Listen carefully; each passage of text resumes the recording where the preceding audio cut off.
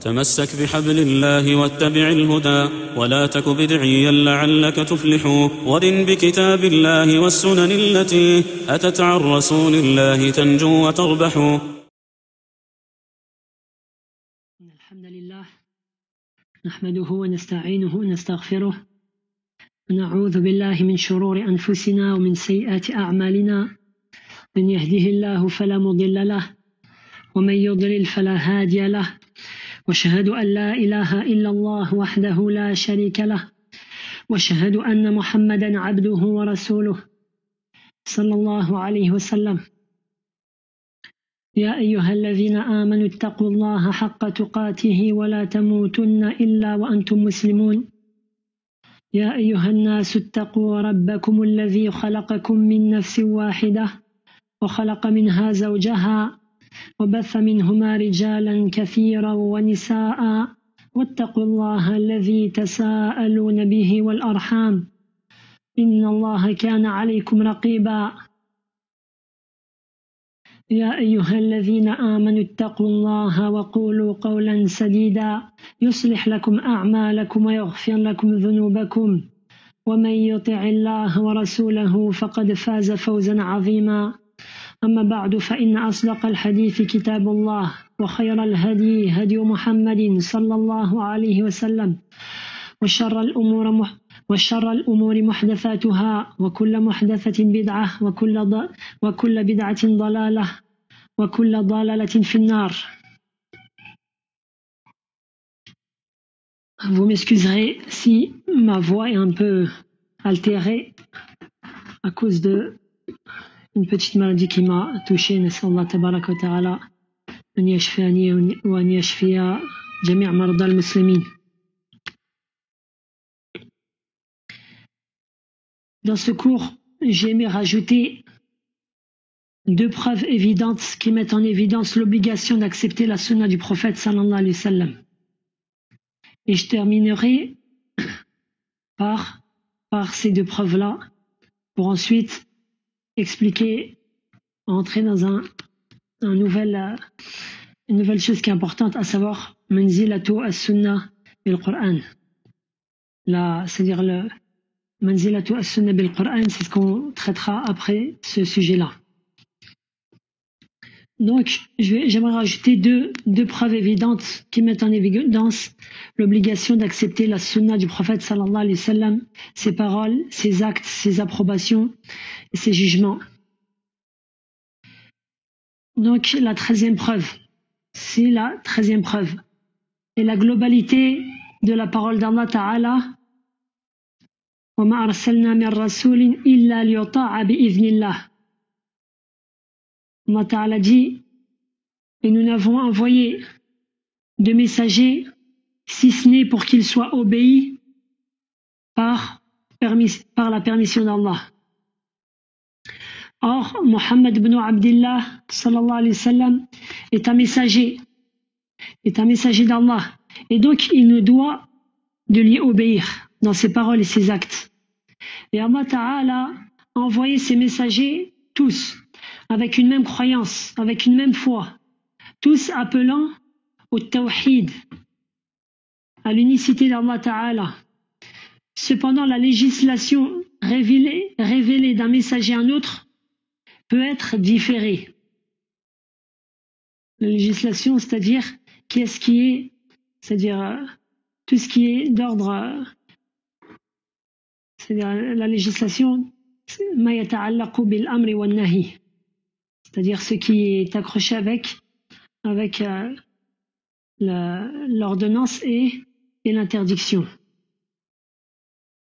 D'un peuple à un autre, ceci peut être différé. Si je peux donner un exemple rapidement, dans la législation que Allah Ta'ala il a révélée à Adam, alayhi salatu salam, Adam qui était un prophète et qui est le premier des hommes, alors la femme, lorsqu'elle enfantait,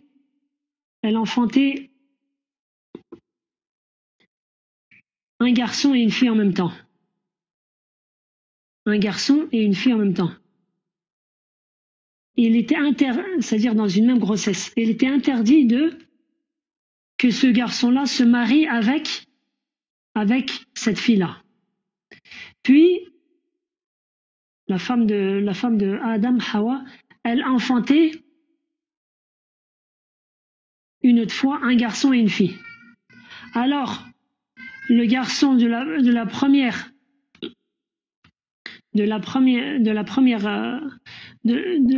naissance, du premier enfantement, du premier accouchement, peut se marier avec la fille du deuxième accouchement. Ça, c'était dans la législation qu'Allah Ta'ala a donnée à Adam. Par exemple, dans la législation qui a été donnée à Younous, il était permis de se marier avec deux sœurs. En même temps, c'est-à-dire prendre deux épouses et ce sont deux sœurs. Et nous, dans notre législation innée,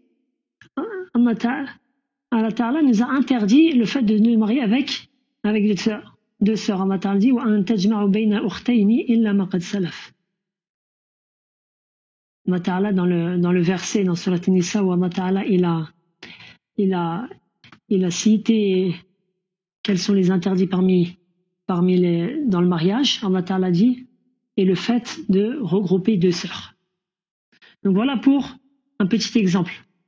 Mais dans la foi, dans la croyance, dans le tawhid, il ne divergeait pas. Les prophètes et les messagers sont venus avec une même croyance. قال الله تعالى ألم تر إلى الذين يجادلون في آيات الله أنى يصرفون الذين كذبوا بالكتاب وبما أرسلنا به رسلنا فسوف يعلمون. Allah Ta'ala dit dans Surat Ghafir,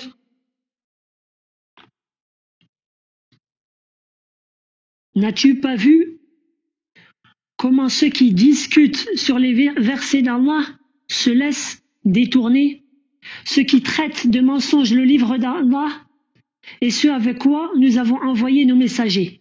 Ils seront bientôt. فَسَوْفَ يَعْلَمُونَ قال ابن كثير فَسَوْفَ يَعْلَمُونَ من هذا تهديد شديد. Ils seront bientôt.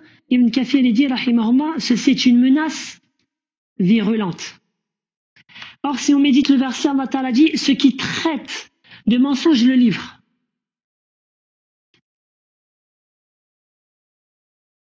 Donc Allah Ta'ala il a octroyé le livre aux messagers.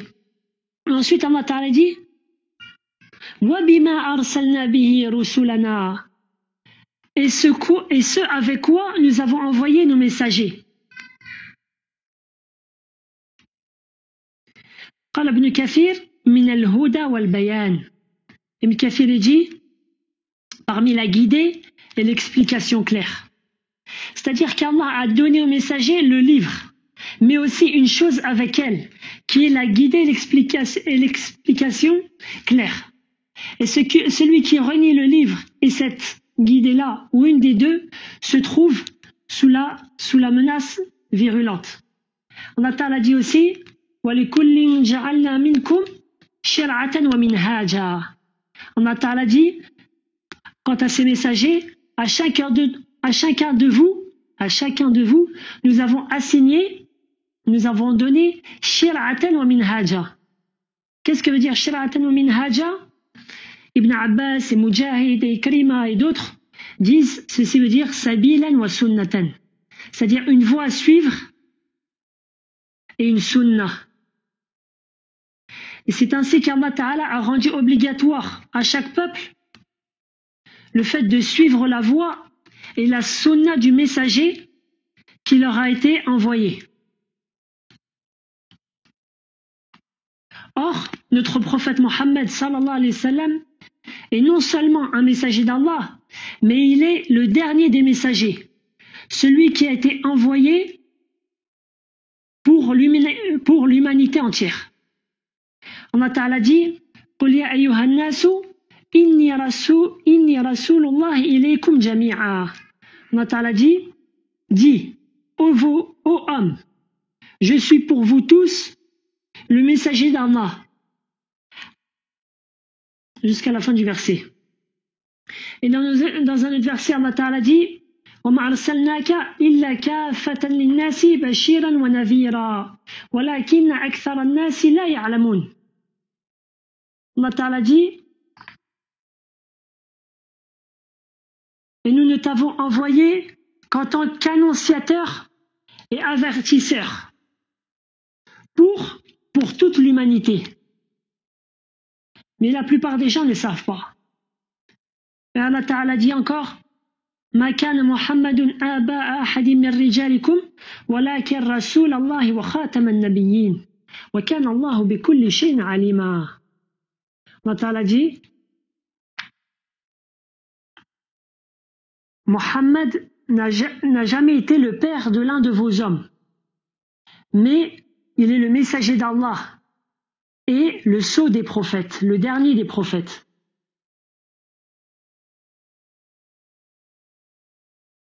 Allah est omniscient. Et dans Sahih al-Bukhari,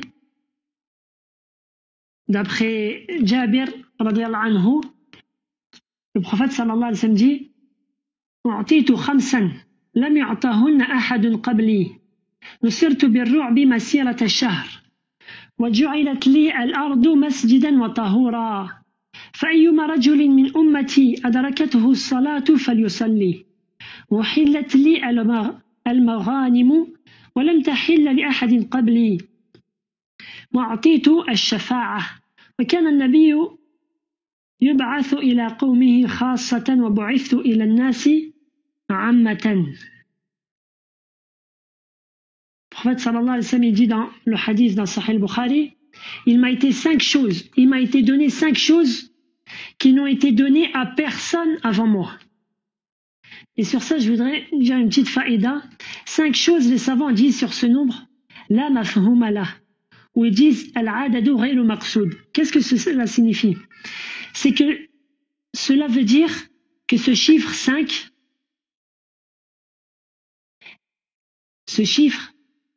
n'est pas exhaustif. C'est-à-dire que les particularités du prophète sallallahu alayhi wa sallam ne se limitent pas à 5. Mais elles sont beaucoup plus nombreuses. Cependant, dans ce hadith, le prophète sallallahu alayhi wa sallam en nomme 5. Il en nomme 5. Et ce qui nous concerne ici, c'est la dernière chose que le prophète sallallahu alayhi wa sallam dit: وَكَانَ النَّبِيُّ يُبْعَثُ إِلَى قَوْمِ خَاصَّةً وَبُعِثْتُ إِلَى النَّاسِ عَامَّةً. Et les prophètes étaient envoyés vers leur peuple en particulier. Et j'ai été envoyé vers l'ensemble des gens. Bref, on prend de ce qui précède 2 choses importantes. La première est l'obligation. Même avant cela, j'aimerais rajouter même un hadith qui est connu de tous, d'après un مرواه الإمام مسلم عن أبي هريرة رضي الله عنه قال رسول الله صلى الله عليه وسلم: والذي نفسي محمد بيده لا يسمع بأحد من هذه الأمة يهودي أو نصراني ثم يموت ولم يؤمن بالذي بعثت ولم يؤمن بالذي أرسلت به إلا كان من أصحاب النار. Le prophète sallallahu alayhi wa sallam dit dans ce hadith: par celui qui tient l'âme de Mohammed dans sa main, il n'y a pas une personne de cette communauté qui entend parler de moi, qu'il soit juif ou chrétien, puis qui meurt sans avoir cru au message avec lequel j'ai été envoyé, si ce n'est qu'il soit parmi les habitants de l'enfer. Qu'Allah nous préserve. Et si je peux donner une faïda quant à ce hadith, la umma du prophète sallallahu alayhi wa sallam, elle est de 2 sortes. La communauté du prophète sallallahu alayhi wa sallam, elle est de 2 sortes. Ummatu da'wa, premièrement. Ummatu al-ijaba, deuxièmement. Ummatu da'wa, c'est la communauté qui est concernée par la prédication du prophète sallallahu alayhi wa sallam. Et celle-là, elle englobe l'ensemble des gens, qu'ils soient musulmans, chrétiens, juifs, polythéistes, adorateurs du soleil et autres. Et c'est ce qui est voulu dans ce hadith-là. C'est ça que le prophète sallallahu alayhi wa sallam dit, par celui qui tient mon âme dans par celui qui tient l'âme de Mohammed dans sa main, il n'y a pas une personne de cette communauté qui entend parler de moi, qu'il soit juif ou chrétien, puis qui meurt sans avoir cru au message avec lequel j'ai été envoyé, si ce n'est qu'il soit parmi les habitants de l'enfer. Et la deuxième, c'est Ummatu al-Ijaba, c'est-à-dire la communauté qui a répondu à l'appel du prophète. C'est-à-dire toute personne qui a cru au message du prophète sallallahu alayhi wa sallam. Personne qui a cru au message du prophète sallallahu alayhi wa sallam. Désolé. Bref, on prend de ce qui précède deux choses importantes. La première est l'obligation pour l'humanité entière d'accepter l'islam en tant que religion et la sunna du prophète sallallahu alayhi wa sallam. C'est-à-dire d'accepter la voix du prophète sallallahu alayhi wa sallam. Et quand est-ce qu'on veut, ce qui est voulu par obligatoire, c'est-à-dire wujuban shar'iyyan, obligatoire légifèrement. الواجب ماذا يندرج تحت الواجب ما يثاب فاعله امتثالا ويستحق تاركه العقاب. Qu'est-ce qui découle de, lorsqu'on dit quelque chose est obligatoire, qu'est-ce qui découle de cela? Celui qui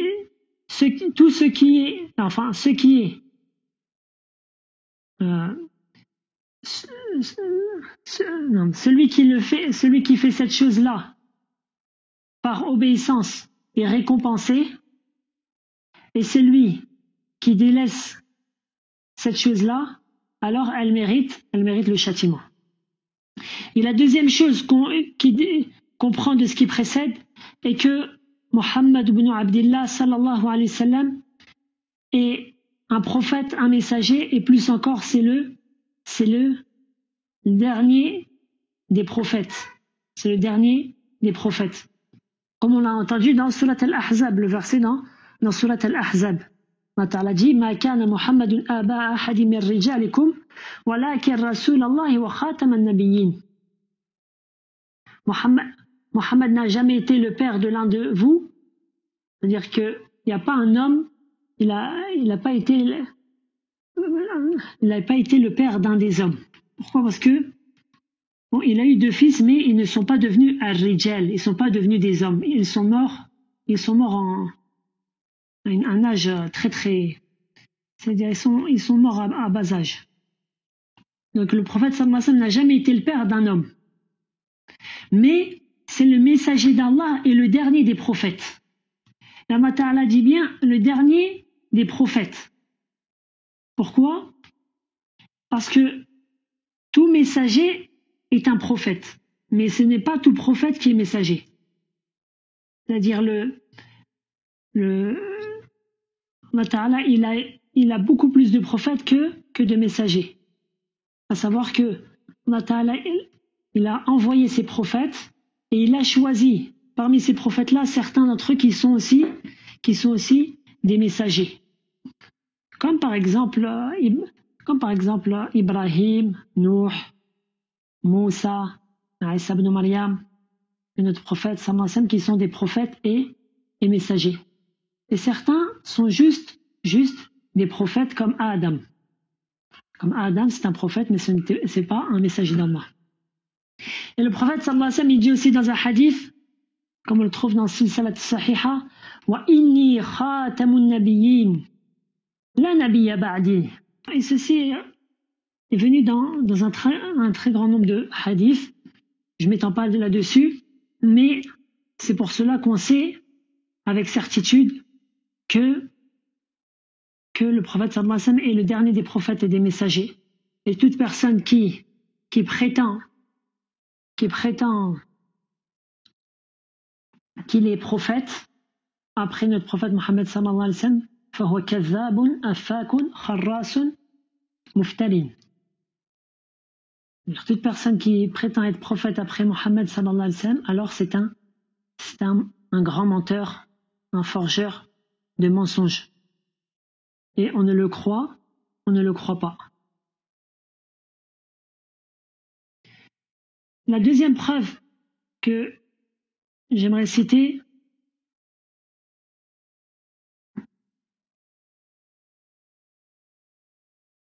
à savoir la quatrième, c'est plutôt la 14e preuve, en revenant au cours précédent, dans l'obligation d'accepter la sunna du prophète sallallahu alayhi wa sallam. Ceci se trouve dans la parole d'Allah azza wa jal.